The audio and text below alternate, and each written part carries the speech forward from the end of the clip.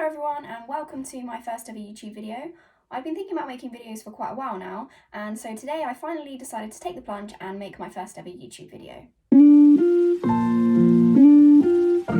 today's video I thought I would discuss with you my journey into medicine and how I finally got myself a place at medical school. So I'm just going to talk about from GCSE level when I left school all the way up until where I'm at now. When I was growing up, and people used to ask me what I wanted to do for my career, I always used to say I'd like to be a vet, a lawyer, a nurse, a doctor, a policewoman, or I think a firewoman. So it was very clear all the way through my childhood that I always wanted to do something that was to help other people and something that was a caring role. But obviously, as such a young child, I didn't really know what career I wanted to choose, and eventually I chose that medicine was the career of choice for me. That was probably when I was about 15 or 16. I finished my GCSEs and I had fairly average GCSEs, I would say, and I decided to enroll in my local college, and I chose to do A-levels in chemistry, history, biology and maths. I remember at the time, the jump from GCSE to A-level I thought was massive, and I found my A-levels very difficult in the beginning. If you're doing your A-levels currently and you're finding it very difficult in the beginning, know that this is completely normal and you will feel quite out of your depth to begin with. There is a lot of self-directed learning in your A-levels in comparison to GCSE, so it will feel quite strange, but don't worry, it does get better and eventually you will come to terms with that style of learning and know how it works best for you. I also had a boyfriend actually while I was doing my A-levels, and he was studying carpentry, which is absolutely okay if that's what you'd like to do. But for me, I had to spend a lot of time revising and a lot of time in college, whilst he had to spend no time revising and not really very much time in college. So that, coupled with the fact that I found the A-levels very difficult, meant that it was very easy for me to not revise and to just attend my lessons and work in college, but not actually really work hard or study outside of college. So I finished my first year of A-levels and I think I got a B, a D and 2 Cs, which are okay, but as most of you will know, it's definitely not very good and not good enough to get into medicine. And so at this point I started to think to myself, okay, so I haven't got the grades that I need to get into medicine. I clearly wasn't revising, so I obviously didn't have the right mentality, and I probably wasn't mature enough to really commit to my studying and do my best to achieve the 3 A's or more that you need to be able to get into medical school. So I decided to take a year out and just have a year of working. I worked in various different roles to try and see if there was anything else that interested me, to see if there was anything else that I enjoyed, and there really wasn't. Nothing was really very interesting. So I had like a little chat with myself and I decided that if I want to study medicine, then I really have no choice but to go back and do my A-levels, work as hard as I can, get the grades that I need, and then finally get into medical school. So at the age of 18, I went back to college and I tried to enroll into chemistry A-level, but at the time, because I'd had a year out of education, they said to me that A-level chemistry is quite difficult, and because of that, they wouldn't allow me to enroll on it in my first year of A-levels. And instead, they said to me I had to do the chemistry BTEC, which, for those of you who don't know, it's a level 3 qualification that involves you doing, well, for me, it was AS and A2 content within 1 year, and I had no exams whatsoever, and it was purely just assignment-based. So this took up 2 spaces on my timetable, and alongside this, I chose to do AS Human Biology. Coming to the end of the year, I had achieved a distinction star in the BTEC, and so I was allowed then to go on and do the chemistry the following year. So in my second year, I studied AS Chemistry and the A2 Human Biology, and I also decided to pick up Geography as my third A-level so that I would have the 3 A-levels I needed to be able to get to university. Coming to the end of my second year, something happened with my geography teacher. I'm not entirely sure what. I think that he was possibly fired. So we had various different geography teachers at the time. None of them were really very helpful. They didn't really take our education seriously. And I also wasn't really enjoying geography at the time. So I decided that my best option would probably be not to continue it to A2 and to choose a different subject instead. So I finished my second year with the AS in Geography, the A2 now in Human Biology and AS Chemistry, and within the summer between the second and my third year, I decided to obviously revise for the UK CAT, ready to apply for medical school in October. And let me tell you, the first time I saw this UK CAT test, I thought to myself, there is absolutely no way I can do well in this test. Like, what on earth is this test?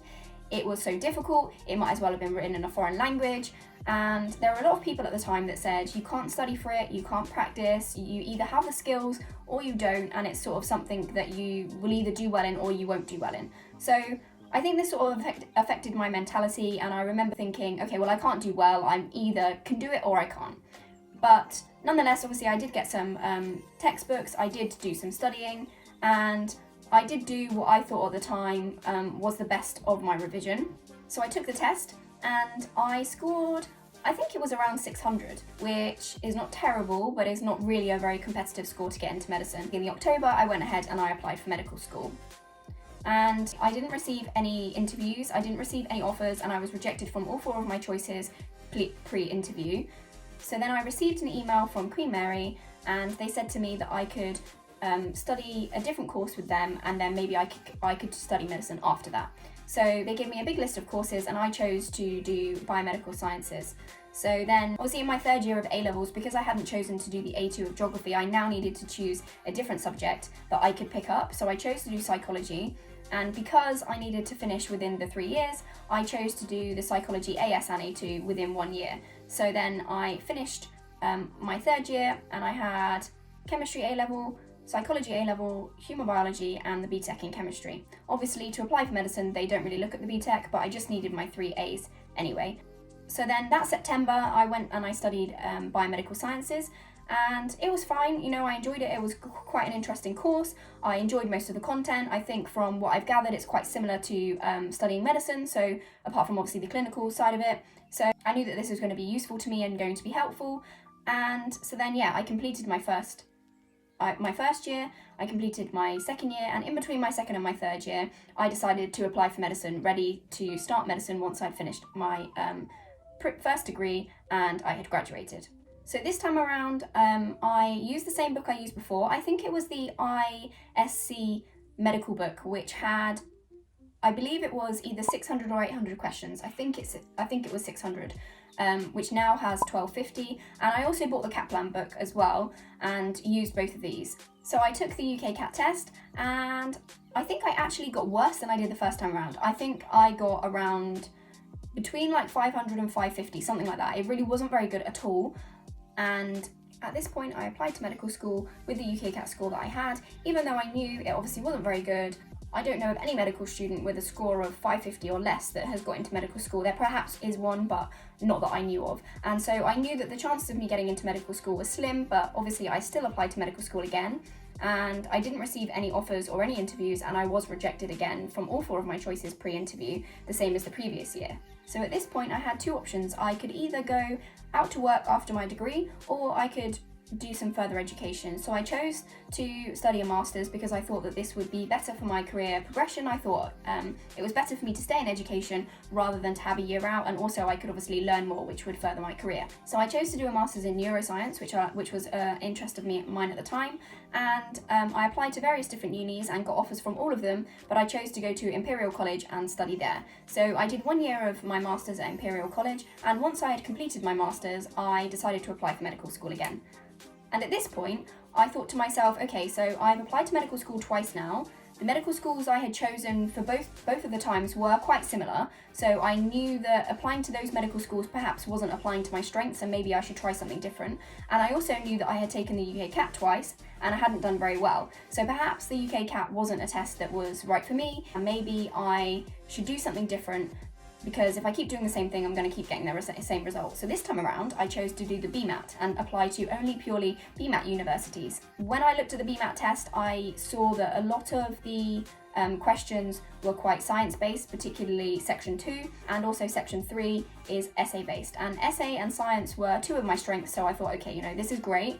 I'll be able to do this, and hopefully I should do very well. I started revising for the BMAT test, and I obviously took the test, and I did do very well. I achieved quite above average, and so I thought to myself, okay, this is my time now. Finally, I might actually get to medical school. Up to this point, I had believed that it was my UK CAT that was probably stopping me getting into medical school, because I had what I thought was a fairly strong personal statement. I had done quite a lot of work experience, and in my personal statement I could show that, and I reflected from what I'd learnt.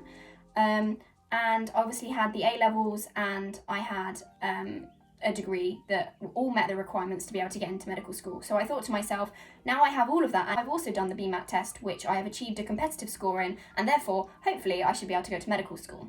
So I applied for medical school, and actually I received all 4 rejections again, pre-interview. And so here I was with a degree and a master's, but no place at medical school. So I thought to myself, okay, Maybe this year I was unlucky, maybe this year just was not the year for me. For whatever reason, I don't know, because I knew people who got into the medical schools that I had applied to with lower BMAT scores than me, with actually worse A-levels and probably not as much work experience. So I know that obviously they look at, most medical schools take a holistic approach, so they look at everything when it comes to applying, but I thought to myself that some of the people who I knew had got into medical school versus me, that I was probably a stronger candidate than them, but still I hadn't got a place at medical school. So I just thought to myself, okay, this year I'm clearly just unlucky. Obviously at this point I had two options. I could either go to work or I could pursue a PhD. And as much as I was interested in research and I thought a PhD would be interesting, I didn't think that it was worth spending 3 years doing that and guaranteeing that I wouldn't get into medical school for 3 years when I could just spend a year working and then go to medical school. I started working in a pharmaceutical company, which is where I'm currently working, and in March last year I completely changed my whole approach to applying to medical school, because I said to myself, there is absolutely no way that I can not get into medical school this year. There is no way I can make any of the same mistakes I've made before, and I have to do something drastically different, otherwise I'm not going to get into medical school again. So I changed my whole approach towards the tests, how I applied to the medical schools, how I chose my medical schools, and everything like that. And I will actually make a video, probably my next video is going to be about my tips of getting into medical school, and I'll explain to you there what I did differently from the first time around and what I had learned from to make sure I didn't make the same mistakes again and guarantee myself a place at medical school. So then in October last year, I applied for medical school, and this time around, I can happily say I'm going to be going to medical school in September of this year. So it's been a long journey.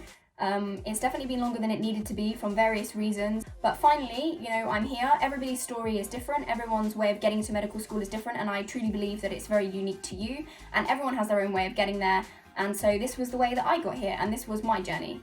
I would just like to conclude this video by saying that if you have a dream or a desire or a goal of anything in life, doesn't matter what it is, if you want to do it, please do it. Please work as hard as you can, and please do not let anything come in your way of getting there, because it's very easy to get distracted. It's very easy to not pursue a dream or to not do something, but I promise you, if you keep trying and you knock on as many doors as you can, eventually one of the doors will open. And also, you shouldn't worry about the time it takes you to get there. If you want to get there, you will always get there. It doesn't matter what age you are, it doesn't matter what you've done previously. If you want to do it, you definitely can achieve it. I've had people say to me in the past that I will never get to medical school, I'll never be a doctor, that I'm going to be retirement age and drawing my pension by the time I get to medical school, and also that everybody has a dream and eventually you have to give up on your dream and go and get a normal real job, which, by the way, as if being a doctor is not a normal and a real job. I mean, it's just bizarre what some people come out with sometimes, absolutely ridiculous.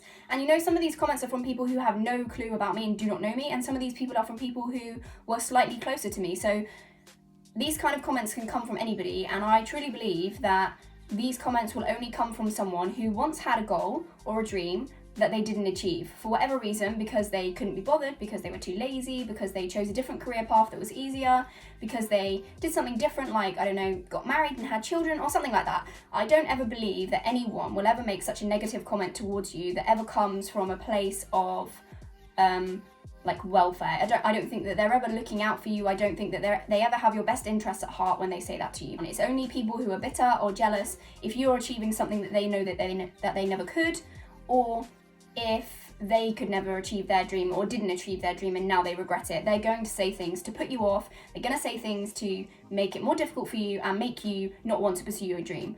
But please, please, please do not listen to any of those comments. Please try your hardest and pursue your dream. For me, it would have been so easy for me to do my degree and then go out to work and just stop there, or even to do my master's and then become a research assistant or a research technician or something like that. And as much as all of these jobs are great and people enjoy those jobs, that wasn't the job that I wanted and that wasn't the career of choice for me. So I'm so glad that I carried on. I'm so glad that I carried on trying, and I'm so glad that I never listened to any of those people. As a person, I'm not the sort of person who really gets affected by other people's comments. I generally don't really care what other people think, but I know that some of you out there will be affected by those sort of comments and will let these comments affect you, especially if they come from people who know you, because you might think, oh, they've obviously got my best interests or they know best or whatever. But I promise you it's absolute rubbish, and if you do have a dream, please, please, please do pursue it. I know I've said that many times in this video, but I honestly I've seen so many people just give up on their goal or go and do something else just because of what someone else has said, and it's so sad that people aren't living their dream. And I think a lot of the time it's because they took an easier road or because someone has said something negative to them. So please don't let any of these things affect you. Please, please, please carry on and do pursue your dream, because I promise you a door will open and you definitely will get there. I hope this has been helpful for those of you who have been asking me questions about how I finally got to medical school and what I did. Thank you so much for watching if you watched this far, and if you do have any questions, please pop them down below, and don't forget to like and subscribe if you want to see any more videos from me, and I'll see you in the next video.